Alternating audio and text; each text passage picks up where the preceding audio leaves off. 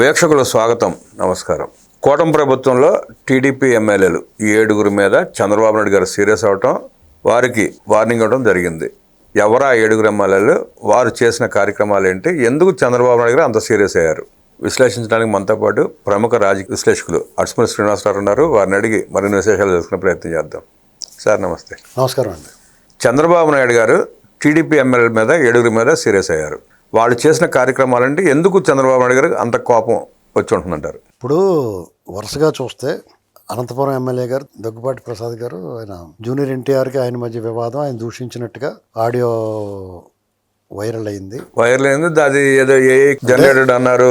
ఆయన బయటకు వచ్చి ఇదంతా ఫేక్, నాకు సంబంధం లేదు, ఒకవేళ ఉంటే నా అభిమానులందరికీ నాకు క్షమాపణ చెప్తున్నానండి అక్కడతో. అయితే ఆ వివాదం అంతటితో సమస్య పోవట్ల. దీంట్లో డెఫినెట్గా ఒక ప్రత్యర్థి ఇలా దొరికితే ఎవడో వదలడండి. విత్ పార్టీలోనే ఉంటారు, బయట నుంచి వైసీపీ రాజకీయంగా రణరంగం కింద ఉంది. వాళ్ళకి వైసీపీ వాళ్ళకి కానీ ఎవరికన్నా సరే మట్టగిడసలా జారిపోతుంది. కూటమి ప్రభుత్వం వాళ్ళకి ఏం దొరకట్లే ఎక్కడ. ఇలాంటివి దొరికినప్పుడు డెఫినెట్గా యూజ్ చేసుకుంటారు. వీళ్ళే బాధ్యతగా ఉండాలి. ఇప్పుడు జూనియర్ ఎన్టీఆర్ తన పని ఏదో తను చేసుకుంటున్నాడు, తన సినిమాలు, తన గొడవ, తన ఏదో ఉన్నాడు. అసలు రాజకీయాల గురించి ఆలోచించే సమయం కూడా లేదు. అతన్ని కెలుక్కోవాల్సిన అవసరం ఏంటంటే వాళ్ళకి నాకు అర్థం అవ్వట్లేదు. ఇప్పుడు ఆ సినిమా నీకు ఇష్టమైతే చూడాలి, రామారావు గారు మనవడగా ఎన్టీఆర్ పేరు ఇవన్నీ ఉన్నాయి కాబట్టి అవసరమైతే నువ్వు బాగోపోయినా బాగుందని చెప్పాలి తెలుగుదేశం వాళ్ళు. ఇప్పుడు ఓ మాట నష్టమే ఉంది నీకైనా, నీ ఆస్తులు పోతాయా? లేదు అతను అలా మాట్లాడలేదు ఇలా ఇప్పుడు అలా మాట్లాడకపోతే అతని దగ్గరే ఆ నష్టం అతనికే ఉంటుంది. ఇప్పుడు మన వంతు బాధ్యతగా ఆ కుర్రాడిని ఆది సినిమా చూసినప్పుడు, సింహాద్రి చూసినప్పుడు మనమే నెత్తిన పెట్టుకున్నాం కదా అందరం. మీ పార్టీ వాళ్ళతో పాటు మాలటోళ్ళు కూడా భలే ఉన్నట్టు కుర్రాడు అనుకున్నాం, కత్తిలాడు కుర్రాడు అనుకున్నాం. అంచేత అనవసరంగా విభేదాలు కుటుంబంలో ఉన్న వాళ్ళు అందరూ ఒకటైపోతారండి. ఎప్పటికన్నా శాశ్వతంగా ఉండవు కదా. ఇప్పుడు పార్టీలకి, రాజకీయ పార్టీలుగా ఒకళ్ళొకళ్ళు చంపుకుందాం అనుకున్న వాళ్ళు కూడా ఒకటైపోరు. ఇప్పుడు ఒకే పార్టీలో ఉంటున్నారు. అలాంటప్పుడు కుటుంబాల్లో చిన్న చిన్న కలతలు ఉన్నా లేకపోతే నిజంగానే ఉండే ఉంటాయి, లేకుండా ఉన్నాయో లేవో ఎవరికి తెలియదు. అలా కాదండి, ఖచ్చితంగా ఉండే ఉంటాయి. అయితే మనకి ఎందుకు, అయినా వాళ్ళు ఎప్పుడు బయటపడలేదు కదా. అలా కాదండి, వాళ్ళు ఉన్నాయో లేవో మనకి అనవసరం కదా. ఇప్పుడు వాళ్ళకి ఉన్నాయనుకోండి, ఉన్నట్టు ఉంటారు, కలిసి ఉంటే కలిసినట్టు ఉంటారు. మన విడివిడిగా వాళ్ళతో ఏం ప్రాబ్లం లేదు కదా. అవును. పైగా అతను సినిమాలో యాక్ట్ చేసుకుంటున్నాడు, ఇంకా రాజకీయాలు అనేటువంటి ఊసు లేదు. రాజకీయాల్లో కొత్తవాడు రాడో తెలియదు, వచ్చినా కానీ అప్పుడు చూసుకుంటారు ఎవరన్నా. కానీ అనవసరంగా అతను ప్రతిదానికి అతను లాగాల్సిన అవసరం లేదు. ఆ ఎమ్మెల్యే గారు ఒకవేళ ఎంత కాదన్నా ఆయనకు మైనస్ ఉంది. ఎంతో కొంత ప్రమేయం లేకుండా ఉత్తుకున్నాను ఎందుకంటారు ఎవడన్నా. ఇంత ఇప్పుడు ఫేక్ దానికి అంత అడవాడు ఎందుకు చేస్తారు? కాబట్టి ఆయన క్షమాపణ చెప్పడం వరకు ఓకే. బాబు గారు కూడా గట్టిగా మందలించాడు ఆయన్ని. వీళ్ళు సస్పెండ్ చేసేయండి అంటే చేయరండి, సస్పెండ్ గట్ట ఏం చేయరు, గట్టిగా చెప్తారు, సీరియస్గా వార్నింగ్ ఇస్తారు. అంతవరకు వీళ్ళు కూడా సాటిస్ఫై అవ్వాలి. ఆ మాత్రం చర్యలు కూడా ఎప్పుడు ఉండి కాదు ఇదివరకు. స్వయంగా చంద్రబాబు నాయుడు గారు మిస్సెస్ ఏదైనా అంటేనే వాళ్ళ మీద చర్యలు లేవు, వాళ్ళ మీద వీళ్ళు కూడా చర్యలు తీసుకోలేదు. కాబట్టి మనం ఎక్కువ ఊహించేసుకుని ఎక్కువ ఆశించకూడదు. పైగా ఇంకా అనేక మంది పేర్లు లాగుతున్నారు అనవసరం. జరిగిందే చాలా పొరపాటు. ఆ కుర్రాడు అతని పని అతను చేసుకుంటున్నాడు, అతని సినిమాలు అతను యాక్ట్ చేసుకుంటున్నాడు. అతనికి మీరు టికెట్లు హైప్ ఇచ్చారు కదా, ఈ ప్రభుత్వం అతనికి నష్టం చేయలేదు. అవునవును, టికెట్లు హైప్ ఇచ్చారు, అన్నీ చేశారు.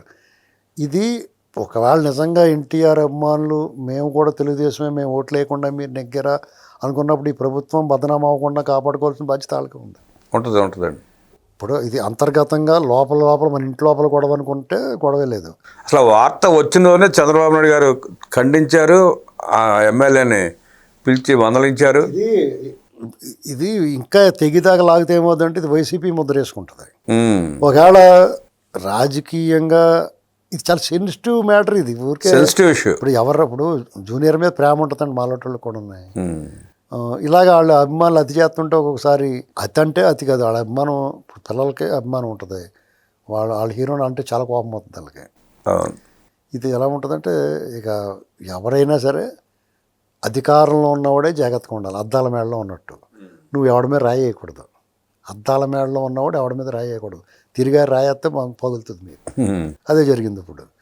ఇక రాజశేఖర రెడ్డి గారు శ్రీశైలం ఆయనది కూడా కొంచెం అంటే డిఫరెంట్గా వస్తుంది మళ్ళీ వార్త.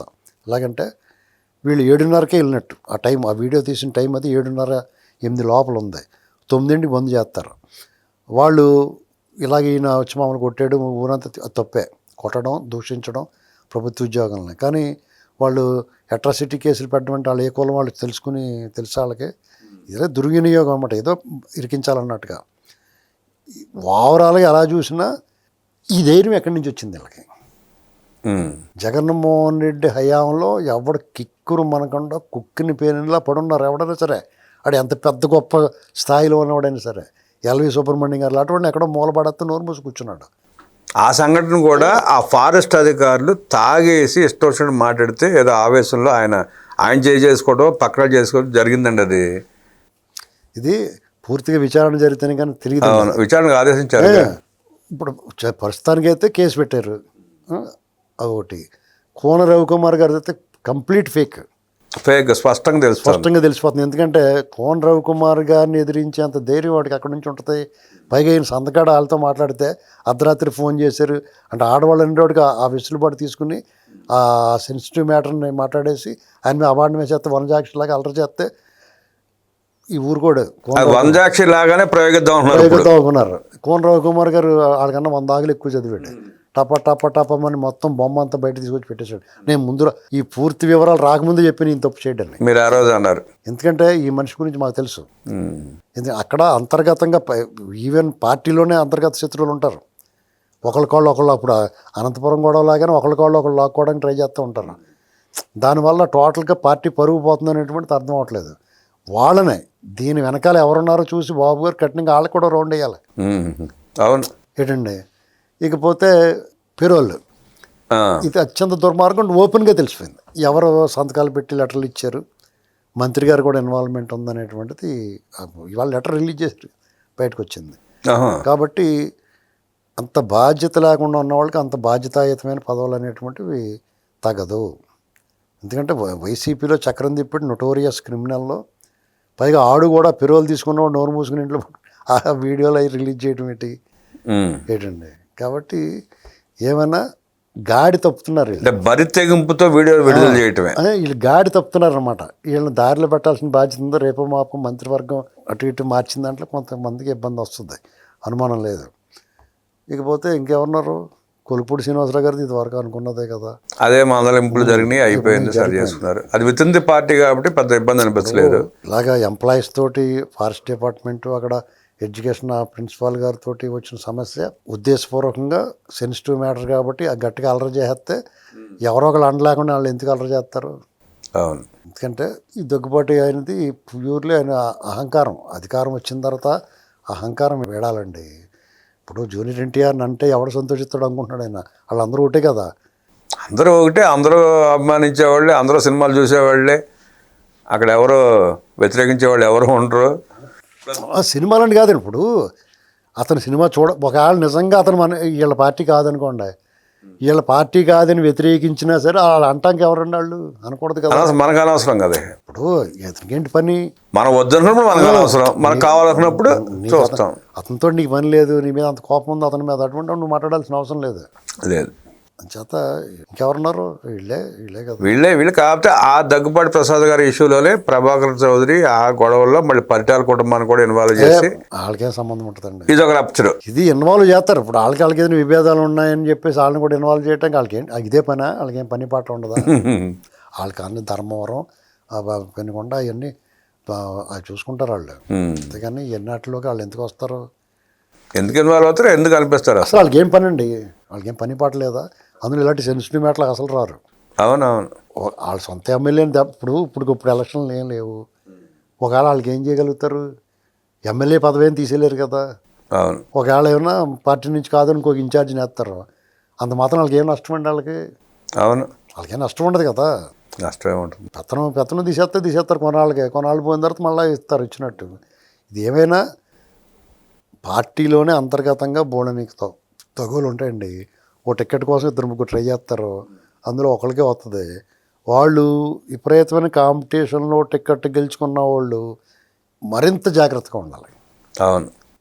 ఎందుకంటే ఆ పక్కన ఒక మోటేసి కూర్చుంటారు వాళ్ళు, వీడు ఎప్పుడు దొరుకుతాడా అని. ప్రత్యర్థులు కాదు, ఉతందా పార్టీలోనే వీళ్ళు ఉంటారు, వీళ్ళు చేసేదాన్ని చిన్నది చేస్తే వాళ్ళు ఇంకా అవకాశం తీసుకుని అవకాశం కల్పిస్తారు. పెద్ద చేసే ప్రయత్నం చేస్తారు. డెఫినెట్గా ఆయన చేసింది తప్పే. అలా మాట్లాడలేదు అంటున్నాడు, కానీ అయినా మాట్లాడే ఉంటాడు అనుకున్నాను నేను. అది తప్పే. దాన్ని వీళ్ళు ఒక రేంజ్ తీసుకెళ్తారు.